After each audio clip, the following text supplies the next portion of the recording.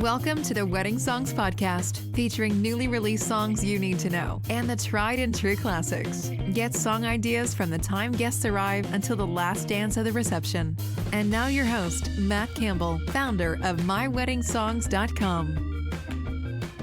Welcome, everybody, to the Wedding Songs Podcast. I am Matt Campbell. Today, we're going to be talking about choosing the right DJ. And to help me along with that is Drew Lum from True Entertainment 702. And of course, that 702 is Las Vegas. So welcome to the show, Drew. Hey guys, what's going on? Good to be here. Happy to be here. Very excited to talk about some stuff and things with you. Yes, we are happy that you are here. And I'm going to start off the same way I start off every interview is, can you just describe a most memorable or heartwarming wedding moment? Yeah, so definitely I've been about 13 years now doing all these weddings. And I worked in also like even downtown in the chapels here in Las Vegas. So I've racked up well over thousands at this point because it was even smaller reception. So lots of heartfelt moments. But I think probably the one that locked me into all of this, when I was first given the opportunity to become a wedding DJ, there was one couple that was talking to me about it and I was explaining to them what I wanted to do and they gave me the shot. They gave me that chance. And yeah,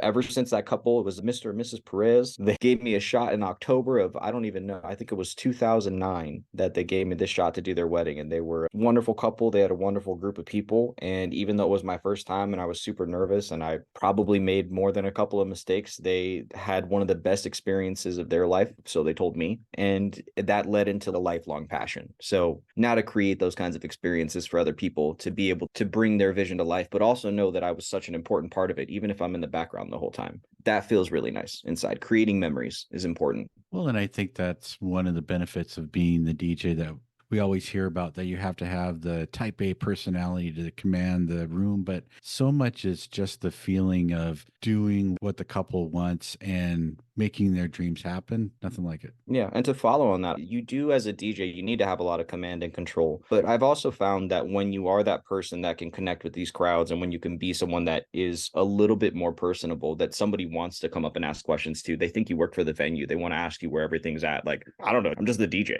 But because you were so professional, that's the way they approach you. That's what I want. I want to be able to control and take care of a crowd without necessarily having to do it. Suggestion is the name of the game. And that makes it the most professional experience for your guests. Absolutely. And then, like I said, that's why that couple, though, Mr. and Mrs. Perez, first couple that got me into this. So they're probably the most, I don't remember every couple's last name. Kind of like the first dollar that you make. I know that first dollar. I probably didn't even make $1 on that one, but it was good. That's awesome. Before we get started talking about choosing the right DJ, can you talk a little bit about you and your company? Yeah. So like you said, my name is Drew. I own True Entertainment 702. It's based out here in Las Vegas. I'm a solo op company, so it's just me. I've worked for a lot of companies here in town, and I did that mainly because as somebody who's also done wedding planning and dabbled in event planning, it's always been important to me that you work with a person and then you know on the day of your wedding, that's the person you're going to get. And with so many DJ companies here in town and having so many people that can DJ, because let's be honest, really anybody can learn to do this, it makes it really nice to have that one-on-one experience. So even if in the future we ever decide to go and have a couple other DJs, those will be DJs that are trained to handle the planning process with the couples that they're working with. They'll be selected by the couple. That would be the goal. So for me, it's all, like I said in the beginning, because of that first experience I had and because of what I've done over the years, I wanted to create something that I could carve my own path in and be able to provide experiences for my couples and clients that I felt were doing things that maybe other people weren't.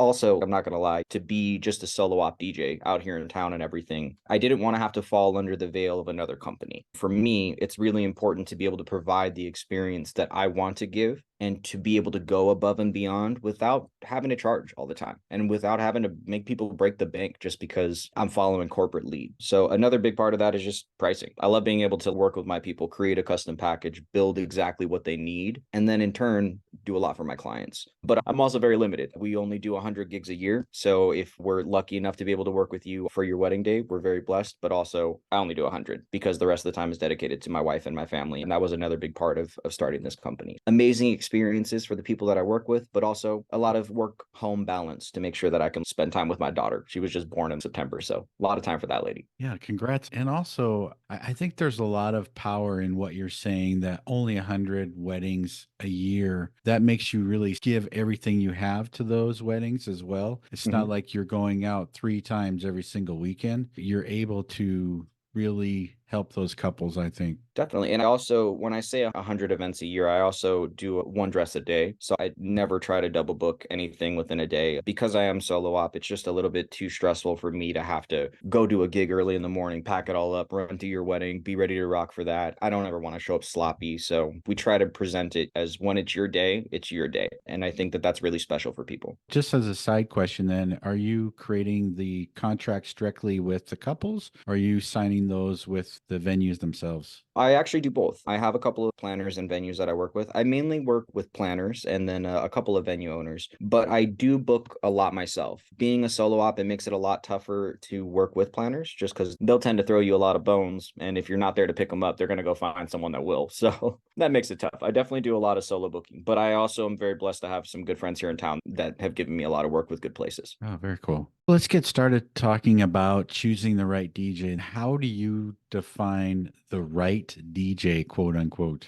That's a great question. That's an amazing question. The right DJ, let's start with how people usually find their DJ, right? A lot of people are going to go online and they're going to Google Las Vegas wedding DJ, or they're going to look up birthday DJ or something like that. And they're going to find all of these different people who have been in town for quite a while or have boosted their SEO and made it so they're on the top of Google and all this stuff. Then they're going to call and they're going to talk to somebody that is the salesperson for that company, whose only job is to tell you everything you want to hear in the way that you want to hear it so that you'll book with their DJ, who, even though you just spent $1,200, is only paid $35 an hour to come and service your day. So when I say choose the right DJ, I feel like the most important thing for choosing the right DJ is not only that, but finding the right experience. When you work with someone, not even just my company, but other companies here in town that are solo op, or even someone that when you work with that company, they hire you to work with the DJ directly, you're getting a lot more of an experience. I also try to recommend people that work for themselves. I don't believe in competition here in this town. You should support every other DJ. Nobody's available every day. So to sit and try and keep everything for yourself is very silly. Hand it out, do what you can. So for other solo op people, when you're looking into it, talk to them, find out if they do have the right vibe, ask them about their personal interests, but also know that the right DJ, their personal interests don't matter. The right DJ is only interested in your interests, and they're going to create the environment that you want, and nothing about them matters. All that matters is they're going to put on the show that you want for your guests and that you guys get along while doing it, honestly. Yeah, the connection that you have for sure. The right DJ is just all about how you guys experience each other. That first phone call will give you everything you need to know. And then pricing and stuff like that can always sway you in one direction or another. But I think for sure that first phone call is the most important thing. People that communicate through text, it's not good enough when you're talking about something that's going to be the background of one of the most important nights of your life. You brought up a great point that hasn't really been talked about on my podcast before is multi-ops are fine. And I agree with 100% with what you said is talking with your DJ is so important rather than just the salesperson, and trusting the company that doesn't allow you to do that. I would have lots of reservations for that. And there's quite a few where they're still sending you out a packet and you fill out that packet through your email, you give it back to them. A lot of couples don't know this, but it's not until the day of your wedding that that DJ is being handed that packet. And maybe even a hard drive of music that was already prepared by the company, which is their same playlist and same things that they use. It's the same vitamin string quartet they've been using for 10 years, and nothing's ever going to change. It's not going to get better, but you still spent $1,200 and ended up with a McDonald's DJ. And it's like, that's not what you should have got. That's not what you should have got. It's just not fair. Not for them to know either. Most of the websites are going to sell you in a certain direction. So it's really about research. And like I said, getting on the phone with the DJ directly and talking to them about what it is that they're going to provide for you. 100%. And I think that we're in a different scenario in Vegas because there's so many weddings happening here. It's not like we're in small town Kansas where there's 50 weddings a month per se, or whatever. Yep. What do you tell couples who do not have a large budget that, let's say, maybe they only have $500 for their wedding? When people are coming in and they're on a budget, like I said earlier, a big part of why I was able to do my company and what I think is a blessing about it is that I can work with people in a lot of different ways. If you have a small enough wedding where it's on a weekday, we don't have anything booked, we're within 30 days, all of the planets align just right for me to have the time and make it happen for you, of course, because Part of why I do this is making memories for people. So there have been quite a few within 7 days, somebody calls and they're like, hey, can you do this? It's a birthday party for my kid or something like that. And the answer is absolutely. Nothing is going to come in the next few days that's going to mess that up. And at the end of the day, like I said, we do this because I love to do it. So why would I say no to going and doing something fun? Even kids' parties or art galleries, stuff like that, anything that comes up, as long as it's the right choice for me as well, then I'll do it. But I also believe in letting people know that. I'll let them know, hey, I have this day available. This is my cost on my website. Know that I'm going to bring a little bit less for you. I'm not going to make a lot of extra work for myself, but I would love to be part of the day. Here's what I'm going to bring for you. I'll put it in a quote. Let me send it to you via email. If you like the number, let's make it happen. And I'll probably come in under what you're looking for. Is that a 3-hour event you're looking for? Is that a 4-hour event? Let's try and make it so that everybody wins. Because if it's a 4-hour wedding and we say it's $125 an hour, I'll still take care of you. You know what I mean? $125 an hour for a direct solo op is a lot different than paying that to a big company. That's a good point. Another great point that you made too. There's a big difference between Friday and Saturday. And one of the great things I think that's come out of the pandemic is Thursdays and Sunday events. That's a great way to save on the budget and also get a quality DJ that's on an off night. Yep, I'm more than happy to work with you typically. I found for me, like you said, Thursdays and Sundays right now are just popping off. I literally just had a wedding this Thursday and it was down on the strip at the loft above Cabo Wabo. Beautiful wedding and super fun, but also you would not believe the kinds of things this couple had going on just because they could. It's a Thursday. Everything is available. There's nothing that's going to say no to you. Even in planning, I'm like, go weekday wedding if you can, man. Saves you money, gets you extra stuff. And if you're in Vegas on a Thursday, just make sure it's not March Madness because that's going on right now. Oh, yeah. Not a good place to be right now. Yep, that's for sure. So do you ever turn down couples that you think aren't the right fit? Very rarely. Like I said earlier, I try to create experiences for people that are based on their preferences. So no matter who it is I'm working with, I do Indian weddings, I do bat and bar mitzvahs, I do a lot of different things that are not mine, like culturally, or not necessarily what I'm into on a daily basis. But you better believe that for those events, that's what I learn and that's what I love. Like I didn't know I loved Bollywood music until I did my first Indian wedding, and now I can tumka myself. So it's like it's fine. We're doing good. But when it comes to turning people down, I feel like that is the right thing to do sometimes. Not everybody is a good fit. And what you asked earlier about being the right DJ, that has to do with you guys working together. If for some reason we speak on the phone and we're just kind of clashing back and forth, that you're asking about music, I say one thing, you're like, yeah, I don't really like that. If we're not at the point of having already placed a deposit, and we're not already at the point of you being paid in full or a few days out from your wedding, to where we should probably make this work because I don't want you to have to find somebody, you know what I mean? Then definitely, you should find the right person for you. I'm actually happy to recommend a few people that might work best for you. Here's somebody I think may be more your style. It's not necessarily turning down the couple. It's more letting them know I might not be the right fit for them. Every couple is a great fit. That's why I have a planning app and 100,000 songs, and I can make anything happen for anybody. But am I the right fit for you? I don't know. It's tough to say. Not until we talk or unless we meet. There are some couples I can say for sure. Like there's one couple I met at a bridal show, and it was Whitney and Lindsay. I hope they don't mind that I'm saying their names. I'm sure that they won't because I didn't give last names. Nobody knows who they are. Whitney and Lindsay met me at a bridal show, and they put off planning until way later last year. And still, because we had such a good connection during that small moment of meeting, reached back out and wanted to move forward with the planning, and ended up it missed the special that I was doing at the bridal show. We still gave them a good enough discount to where they got the package they wanted. They got all the same inclusions. Everybody wins. And now I get to be part of this day that is really cool. And then also ended up being their planner is another close friend from here in town. So it was like they're in good hands. It's awesome. So when you're working with a couple with music that you're not dealing with every single day, how does that conversation go? Do they give you a playlist or how does that go down? So for me, I run everything through Vibo. Quick shout out to Vibo and their team. If you're a DJ company and you're doing planning, look into Vibo, buddy. It makes your life a million times easier. So I do all of my planning with my couples through the Vibo app. And then any songs that they have that I'm not familiar with, I try to make sure that even though I've simplified my planning process and I've simplified how it works for couples,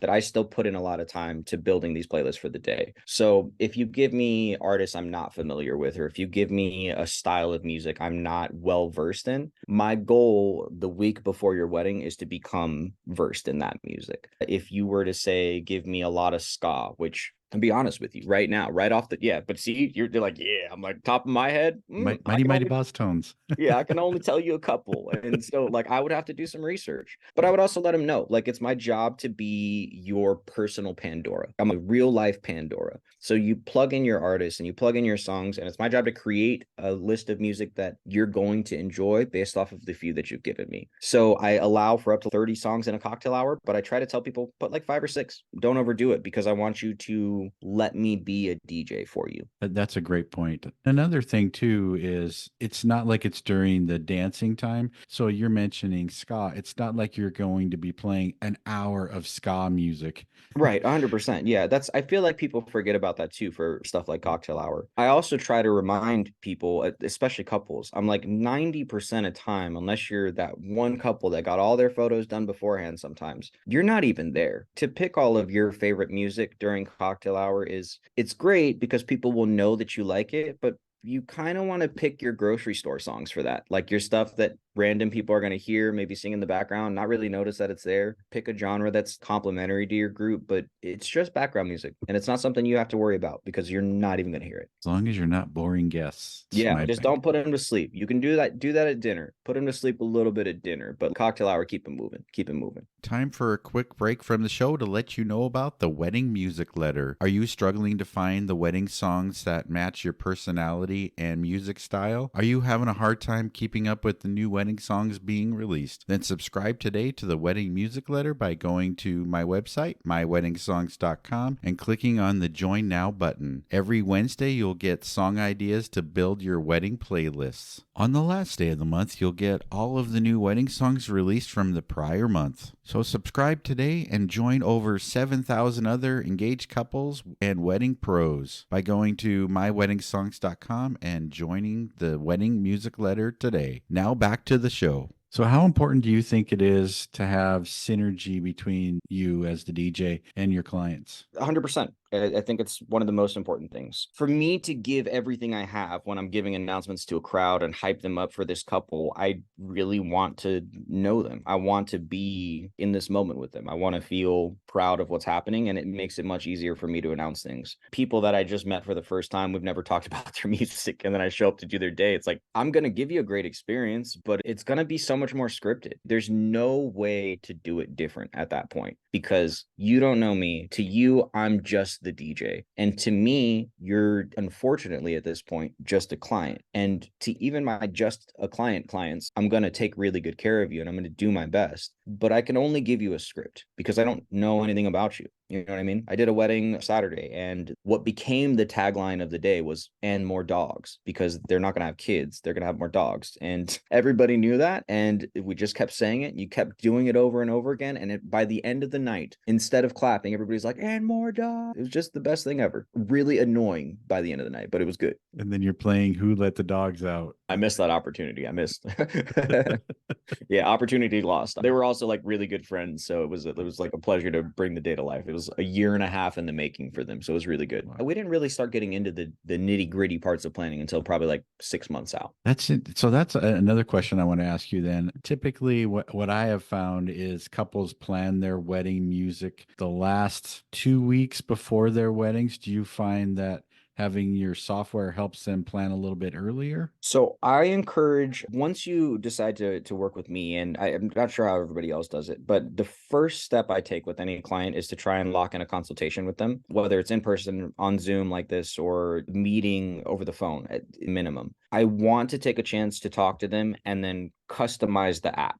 Before I even send them a link, I'm already trying to customize and build that app for them. Once the app is customized, we've had that consultation, we've gotten the chance to talk about the event, get to know each other a little bit more, find out what they're looking for. Then I send them that link and they are free to do whatever they want up until about 2 weeks out from the wedding. Because like you said, that's usually when people are making their final decision. By 2 weeks out from the wedding, I actually try to have everything done. I have my app set to lock at 10 days out before your event. Honestly speaking, there are tons of couples that I have to unlock it and like yeah, it's how it goes.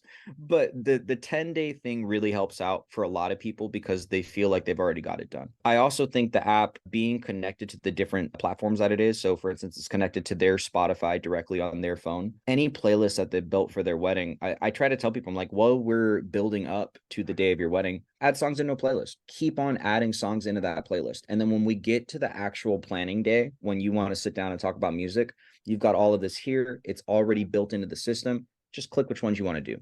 And then we're square. I was like, build different playlists for the cocktail hour, for the dinner, when you're driving in the car and you hear the right song, add it to the list. It's as simple as that. And I never want to make planning hard for the DJ. I do think it's extremely important when it comes to your DJ. I think you should not only find the right person that you have an experience with, I think you should also, unfortunately, to say this, it's spend the right amount of money. There are a lot of people here in town. I mentioned earlier a McDonald's DJ. I always try to ask my couples, like, what are you serving for dinner? If they don't say fast food, I'm like, well, then you probably shouldn't get a McDonald's DJ. That's just the best way to do it. It's you spend a little bit more. So when it comes to the end all, your ultimate choice is going to be somebody that is not only finding that synergy with you, but also finding it with your guests and then leading that into their planning. Your final 2 weeks of your wedding should have nothing to do with tiny details like the background song of you walking down the aisle, because they're not going to remember to tell you. And then the day before the wedding, you're stressing to get this, and you shouldn't have that dropped on them in the first place. Just have it done 30 days out if you can. 10 days is what I set because I think it's best for everyone. But yeah, just be ahead of the game. It's part of your job as the professional and the DJ is to keep the couple on point. They've got a million other things to worry about, and they don't realize how important you are. That's interesting you say that too, because I'm actually writing about the bridal entrance songs to the ceremony. And if they're changing that song last minute, so much goes into that. Where if there's songs before, you're trying to figure out your cue points, when to start, when to end, how long are they going to walk. There's so much that goes into that. And to change that song last minute, you can change your first dance song, that's fine. But to change the ceremony, there's only one chance for that. Yeah, and that's a huge thing I try to tell people is a wedding is a one-time deal. So as much as I may seem a little bit, I'm not going to lie, probably a little bit anal sometimes about getting certain pieces of information, it's really not for me. I want to do a good job and I want to create a great experience for you. But at the end of the day, when you walk down that aisle, if it's not right to the time that you wanted, everything else from that point on is going to have a flaw. It's already happened. So even though everyone says perfection isn't real, I challenge that. We do our best. We do our best, because if you can create that experience for them in every way possible. I list start and end times on my ceremony. I list start and end times on my first dance. I list start and end times with parent dances. I want you to be as thorough as you can be. Also, I want you to know you don't have to be. If you want to be that type B bride who doesn't give a crap and just wants me to pick everything, I could do that too. As on point as I am about it, and as serious as I want people to take it, I also think it's important to embrace who they are. So if it's a very lax couple who just wants one heck of a party, they have a few things that they care about and the rest they're just like, do your thing. Cool. Let's go. Let's have a party. Yeah. We can figure out what the crowd wants, what your guests want, just from the music that's played during the cocktail hour. And exactly right. Yeah. I'm already watching to see what they're moving to and the kind of genres that get them bobbing their head a little bit. And while I'm doing that, even during cocktail hour or dinner, I'm already mapping out a few songs I'm picking out for the night. And from there we grow. That's a great transition. Then how do you approach planning the music for your couples for the background music? So once again, I try to give them a really good opportunity to build it. Give me a few songs to build it off of. Once they do that, I build it 100% on preferences. I try to add in a few things I like in random genres because I think it's fun to do that. But I also try not to overstep boundary. I feel like you have those DJs every now and then that will be like, oh, I know this genre, so I want to play this song. Doesn't mean that it fits. And I'm not talking about key or your pitch. I'm not talking about any of that. I'm just saying it doesn't fit. I did a wedding for a couple who absolutely loved hardcore music. They love metal. It's their favorite thing in the world. They knew that it did not fit for their wedding day. They didn't play it. I think they had one song in the night that was played way after old people left so that they can enjoy their moment. But even then they knew that it might not even happen because it just wasn't the right time. And all of their friends came out and partied with them. Everybody went and had a great time with them. But it just, you have to be careful. For sure. If I was talking to a couple like that, I would be saying there's so many covers nowadays. I know a heavy metal group that I think's violin and cello, and they're doing covers to Metallica, and it's like, Yeah, that's wow, awesome. Yeah, this is that's what I would have done. unbelievable. There's a million versions of a million things. A big thing that I feel like people don't say enough is we talk about wedding couples and how it's your wedding day and it's so important that you have a great experience. And it is 100% because it is your day. I will challenge that and say that the experience of the guests, that is why you're doing this day. You invited all these people to come celebrate you. So for every one of those guests, their goal is to see you happy. But the only goal of that couple is to see every one of them leave with a smiling face. Because if even one of them is upset, you're terrible. Well, they did a study once. They asked couples that attended weddings, what do you remember? And the two things were how good was the food and if we had a good time. So Yeah, those are the that's it. two most important things. Yeah, and the one thing that'll guarantee your couple not to have a good time, no matter how close you were, are unhappy guests. Mhm. Unhappy guest goes up and puts that in their ear and lets that marinate and keeps on telling them. And a month later, all of a sudden, you had an all-star night with this couple, and then you have a bad review, and you're like, "What happened? What happened?" Not my experience, never happened to me, but I'm just saying, like, Yes, I could see the that's the scenario. kind of stuff that haunts my nightmares. So I try to make sure everybody's treated just as important as the client, and also let the client know we're doing this for them. I love it. Just to kind of close things out, is there anything that we didn't talk about today that you think we should talk about? So I would say in terms of like company, we've talked about everything I'd really like to mention.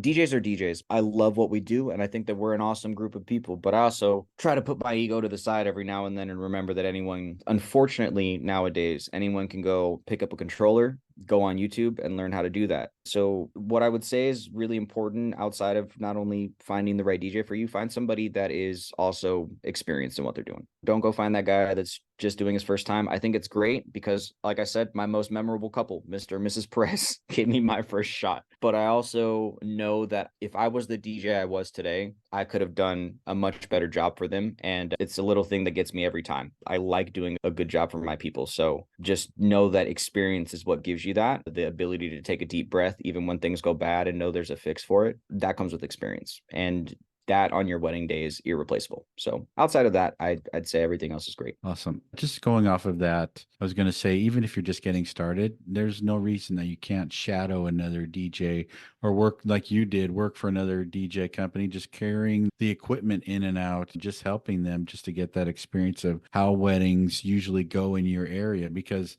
you know, and I know a wedding that happens in Vegas may not happen the same way in LA and the same way in New York. So we could talk about weddings till we're blue in the face, but it doesn't mean that's the way they happen in your area. 100%, yeah. And it also, I would say, an experienced DJ, when you're talking to somebody that's, I don't want to say novice because you can have a lot of skill and have never done an event before. You could be a bedroom DJ and be absolutely amazing. Like I have no hate towards people streaming and all that because there are people that are way better at mixing than I am. You know what I mean? And I'm happy to admit that. But the one thing you can't replace is like when somebody comes in and they don't have the right adapters or controller to be able to plug in. They haven't experienced this venue. They don't know what's going on. Even for just a small note to anybody who might be starting out as a DJ, like you said, don't be afraid to shadow. My first job as a DJ was, I got real lucky, but I shadowed this guy, and this guy was the main wedding DJ, and he didn't let me touch weddings for a cool few months. And then eventually they found out he didn't have a business license, and all this stuff fell apart. And they gave me the opportunity to become the new him. And they hired me on as the director of entertainment and all this cool stuff. And I was very blessed because they took me to Guitar Center to go buy the equipment I needed for that spot. Then I was like, okay, we're going to get what I know how to use. But for most people, if you walk into a venue and they've got CDJ 3000s with a Pioneer mix, you're not going to know what you're doing. If you're switching from CDJs and then you're coming into Rain 12s, like, what are you going to do? I would just say get a little bit of experience, make a lot of friends in the DJ community. Everybody's really cool and really helpful. And don't be afraid to ask for advice. Closed mouths don't get fed. Most important thing you can remember in life. Absolutely. Attend a conference, a Yeah, attend DJ a conference, conference. talk to random people, say hi, Yep. put it out there, give out a business card. Also, when Sure. you see someone really successful, I feel like a lot of people are always thinking it's weird to fanboy or go up and mention like that you respect somebody. Do it. Do it. That's how they got to where they're at. I guarantee you. They talked to the right person or they opened the right door. And so for anybody watching this, yeah, just go out there, get your dreams, and also know that you don't have to fall into being that same old regular DJ. So, how can people find you and follow along with you and your company? Yeah, so I am an old man in a young man's body. I am terrible with my social media. So my Instagram is at trueent702. Anybody can check me out there if they want to follow. I post a few things from events every now and then. I'm trying to get better at it, but I've been real distracted with our baby lately. And then you could also check us out on Facebook, but I don't really use that. My website is true702.com. And outside of that, it's pretty easy. I was like, just call me. Call anytime. You guys are more than welcome. Number is on Google. Awesome. Well, thanks, Drew, for being on the podcast. I really appreciate it. Of course. If anybody ever wants to check out like actual mixes and stuff, I totally forgot to mention we have a Mixcloud and Twitch. We stream weekly for 2hotradio.net in the UK. So every Wednesday from 4 to 6 p.m. Pacific Standard or 12 to 2 a.m. in the UK. You guys are more than welcome to tune in and listen to 2hotradio.net. That's awesome. Well, thanks again, Drew, for being on the podcast. Stay tuned for next week with an interview with another wedding pro. Thanks for listening and have a great day. Of course, you as well, sir. Thank you for the chance.